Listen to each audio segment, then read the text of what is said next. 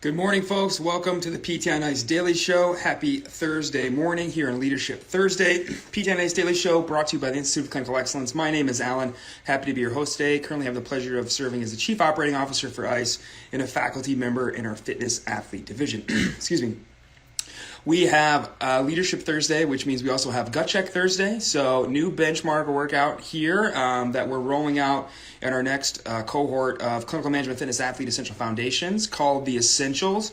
A very simple, straightforward workout, 21-15-9, deadlifts and bar-facing burpees. So 21 deadlifts, 21 bar-facing burpees, 15-15-9-9. Very fast-paced workout. The loading for that deadlift, 225 for gentlemen, 155 for ladies. That is a weight ideally written for someone to move unbroken every round or maybe with one short break. So scale accordingly, really push the pace. That's a workout kind of in line with Fran, Diane, those kind of short-paced workouts. Definitely looking for sub 5 minutes. Really fast times are probably going to be around 2 to 3 minutes for that workout. So that is going into the revision of Clinical Management of Fitness Athlete Essential Foundations. We are changing the curriculum between the cohort that just finished this past Monday night and the next cohort that starts March 7th and integrating some more CrossFit-focused work, including making the class do a CrossFit-style workout, which is good exposure for those folks who have never done a high-intensity functional training workout before. So try Gut Check Thursday, log that time somewhere. We're definitely going to repeat that probably at least once a year so that you can check your times, check your loading, and make progress over time. Speaking of workouts, tomorrow morning, if you're going to be down in San Antonio at Combined Sections meeting, we are sponsoring a workout with iDry Needle. The information is on our Instagram page with the gym location and address. It is 100% free, so iDry Needle and Ice are going to rent the gym out at 5 a.m. I've already written the workout up for the group that's going to be down there. Dustin and Christina are going to be down there. They're going to be leading the class through the workout, making sure you're warmed up, making sure you understand what you're doing. You need absolutely no experience to show up to that workout. You just need to show up with a good attitude and be open-minded. It's going to be very approachable, very low skill from an approachability standpoint, some body weight stuff, some light loading, some cardio. It's going to be a partner workout, which means you'll get some rest. That's not always common in a CrossFit style workout. So if you're going to be at CSM, join us at 5 a.m. Again, 100% free. Just show up a couple minutes early, sign the waiver. Dustin, Christina, Paul from iDry Needle will take you through the workout, get a good workout in before CSM kicks off tomorrow morning.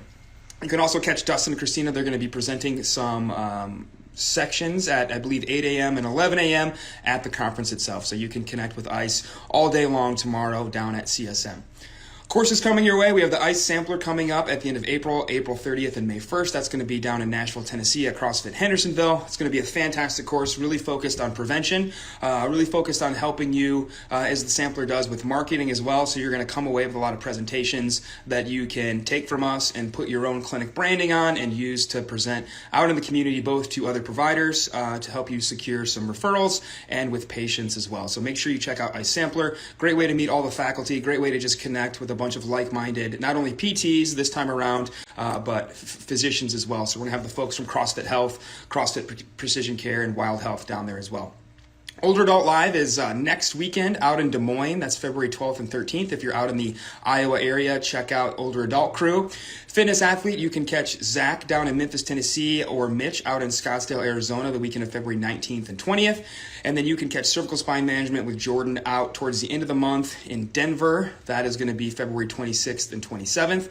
And then our next online course, Clinical Management Fitness Athlete Essential Foundations, kicks off March 7th. That course, even though it's 5 weeks away, is already about 80% full. So it's probably going to be sold out in the next week or two. So if you were looking to jump into that course, learn how to work with the CrossFitter, learn how to move a barbell, introduce deadlifts and squats to your patients, even if they're not CrossFitters, Olympic weightlifters, power lifters, that is the course for you. Again, we're redoing that curriculum, so we're super excited for the changes that are going to be implemented into the next cohort starting March 7th. So that's what's coming your way from ICE. Let's get into today's topic. So a paper went around at the end of last year, at the end of December, that kind of made its rounds in business news and social media. that basically if you just read the abstract, if you just read the byline, you would think this paper says that money makes absolutely no difference on how happy people are with their job or how engaged they are with their job or how productive they are at their job. So the paper in reference is, I'm going to butcher this, sorry, Kulikowski and Sedlak. It's from Current Psychology is the name of the journal. And it looked at a pool of 1,201 people, and it looked at their salaries. It looked at their fringe benefits. So think about flex time, being able to work from home or flex a day, flex your hours, those kind of fringe benefits, and also bonuses. And it compared that to the prediction of workplace engagement and happiness with those folks. And if you just read the byline or you just read the abstract, you would come away with the conclusion that increasing pay, increasing bonus, increasing fringe benefits has absolutely no change, no metric on increasing employee engagement or happiness. But if you actually read the full article, you would dig down in and find that a lot of people reported that they didn't matter how much they got paid as long as they felt that they had a positive amount of job resources compared to job demands. And that was the actual predictive factor of engagement of, do I have everything I need to do the job to the best of my ability or believe the best of my ability, right? Do I feel supported? Do I have the resources I need? Think of like in the PT clinic, do I have the squat rack I've been asking for 5 years? Do I have time with my patient to sit down and explain their plan of care? Or am I seeing somebody 15 minutes and I'm kind of just running emergency triage in the PT clinic as my patients come in?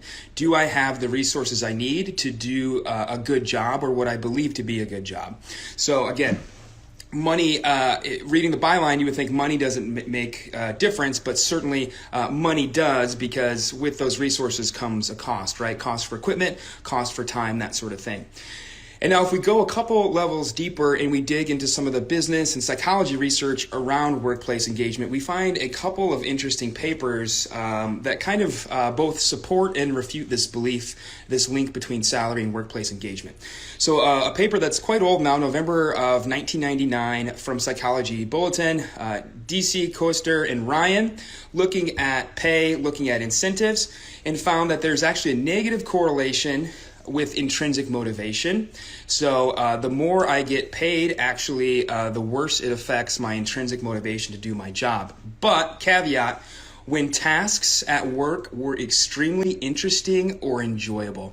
So if I love my job, I love what I do, paying me more doesn't seem to really have impact on my motivation to do my job, my intrinsic motivation to do my job, and when it's not tied to performance or quality. So if my only metric for myself is I believe I'm doing a good job for my patients come in, they're getting better, I'm measuring that they're getting better, they're telling me that they're feeling better, all the stuff we're tracking is getting better, I believe I'm doing a good job, the patient believes I'm doing a good job, then paying me more doesn't seem to have any sort of change on my intrinsic motivation to come to work and do my job.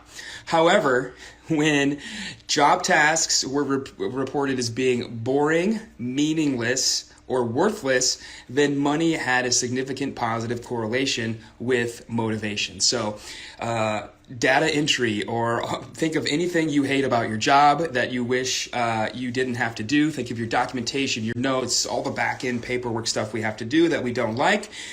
Getting paid more to do the stuff we hate, at least for a certain ceiling effect, makes us like that stuff better.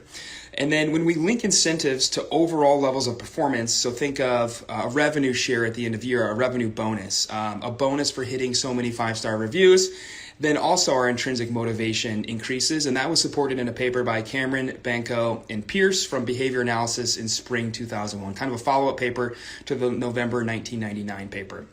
So being rewarded for doing a good job at the work you like to do has a positive effect on your motivation to continue to do those things, which naturally makes sense. And so coming away from that research, we would think, well, then as long as we like what we're doing, then it doesn't really seem to matter how much we make, right? That money seems to be worthless. And ownership would probably love that byline and to stop there. But again, we need to take it another level deeper into the research. And so we find some interesting research from Gallup polls back in January of 2016 that finds there actually is a sweet spot of pay. So job satisfaction continues to increase and work stress decreases with every pay raise up until somebody is making about $75,000 per year. So there is a sweet spot where we need to get people to or above. And this makes sense, right? We go all the way back to Maslow's hierarchy of needs, that money seems to not be able to buy happiness, but money sure does pay your mortgage. Money puts food on the table. Money pays your student loan payments. Money pays your car payment. Money affords you to maybe take a vacation every now and again. So we do have that sweet spot between pay and job satisfaction that we cannot ignore. And unfortunately, what do we know about PT pay? If we look at what a lot of PT schools report, they use a really inflated figure from the Bureau of Labor Statistics that says the median PT pay in America is about $92,000. But we know that number is combined from anybody with a physical therapy license. People in academia who are probably making six figures, people in hospital management and stuff like that who are probably also making six figures, folks who are retired, who are not even practicing anymore. And we know that number is quite inflated. And that if we look at a really good resource, the American Council of Academic Physical Therapy, they will report that the median PT pay in America is much more realistic at about $65,000 a year, which means some people are making more, some people are making less than that. And now if we take that back to that research from Gallup, we know most PTs are below that sweet spot between the link between pay and job satisfaction. So we definitely need to be chasing higher pay for most of the folks in our field. And now we come to this issue of 7 million people have voluntarily left the workforce since August. These aren't people who have switched jobs. These are people who have left entirely and are never returning across a wide variety of fields, but physical therapy is in that field, right? We all know that person we went to school with who's now selling real estate. We have probably a lot of people we went to PT school with who are selling essential oils or protein powder or something like that, right? So there are a lot of PTs out there who are no longer practicing PTs and are trying to make money somewhere else because of this whole issue. Because of this mismatch between job satisfaction, job motivation, tasks we have to do, and ultimately the interaction between all those things in pay, that folks are not yet at that sweet spot for all the stuff we're asking them to do, and we have to get them to that point. So money can buy engagement when framed appropriately. When we think about revenue split models versus getting paid a fixed salary or a fixed hourly rate, getting paid per visit versus just getting a set amount of pay no matter how many patients you see in that hour. That obviously has a big impact on things like motivation and definitely our burnout. And then also we can't ignore that some of that research shows us that we need to feel supported. We need to feel like we have the resources we need to do our job. Jeff did a fantastic job speaking to this back episode 1121, if you missed it, called Avoiding Burnout, the Remix. A really good episode that speaks to this. Is the clinic, is the way we practice the way we want to be practicing? Do we feel like we are doing physical therapy, air quotes, the way we want to be doing it? Do we have the resources we need? Do we feel like we need a squat rack so folks can be squatting and deadlifting? Do we feel like we need an assault bike so folks can be doing high intensity intervals and stuff like that? Are we giving folks the proper dosage for post-op care?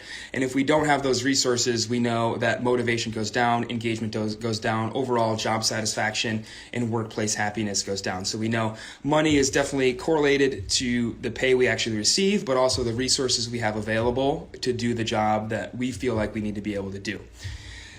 Keep in mind here, the average raise per year is about 3%. But most folks leave a job because on average, leaving your job to look for a new job will result in about 10 to 20% more pay. So asking for a raise and getting about 3% versus looking to the clinic across town and getting a raise of up to 20% definitely seems like a better deal. And so when folks are not satisfied, when motivation is low, when we're getting paid below the median salary across the country, that's when folks start to look for greener pastures. And we always hear, I can't believe folks just leave a job after a year. They just go from job to job, these stupid millennials, these stupid Gen Zers, what's wrong with them? They're not loyal. Well, that's the reason, right? They're underpaid, they're overworked, their motivation is down, and it's just as easy to go across town to make 20% more money than it is to ask a raise from you as the clinic owner director for only 3%. So keep those factors in mind when you're asking yourself, why is my attrition so high? And then when we get into other factors, when we go beyond money and we ask folks, why are you leaving that job? independent of money, we find some really interesting stuff. That when folks find that their job is rewarding, 37% would still leave for a 20% pay raise or more.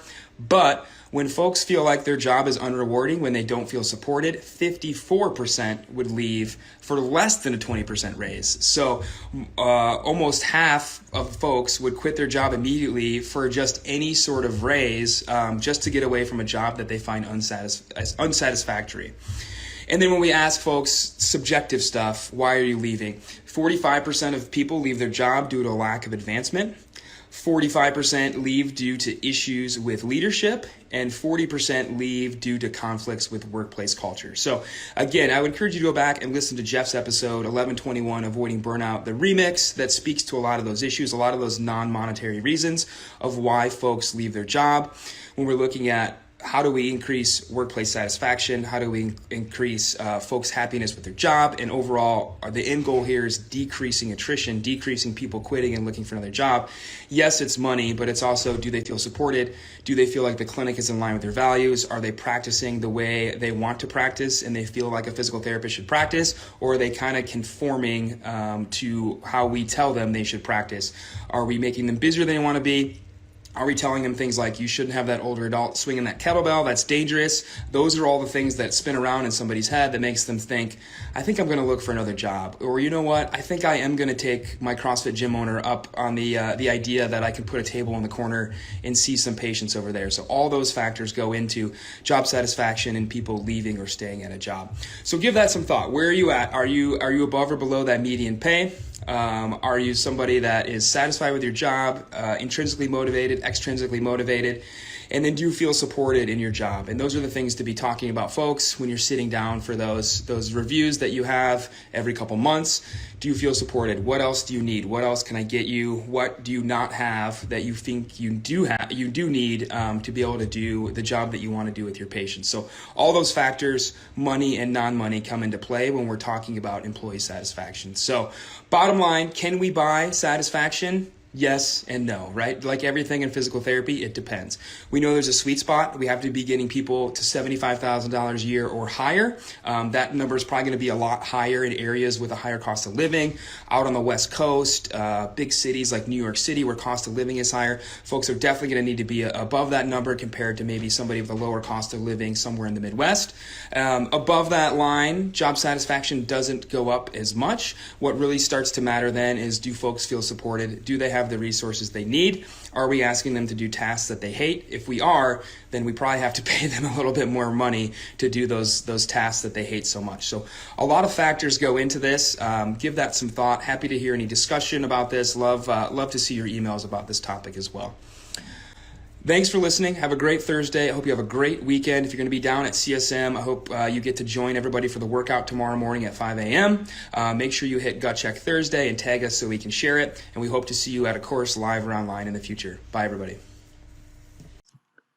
Hey, thanks for tuning in to the PT on Ice Daily Show. If you enjoyed this content, head on over to iTunes and leave us a review. And be sure to check us out on Facebook and Instagram at the Institute of Clinical Excellence. If you're interested in getting plugged into more ICE content on a weekly basis while earning CEUs from home, check out our virtual ICE online mentorship program at ptonice.com. While you're there, sign up for our Hump Day Hustling newsletter for a free email every Wednesday morning with our top 5 research articles and social media posts that we think are worth reading. Head over to ptonice.com and scroll to the bottom of the page to sign up.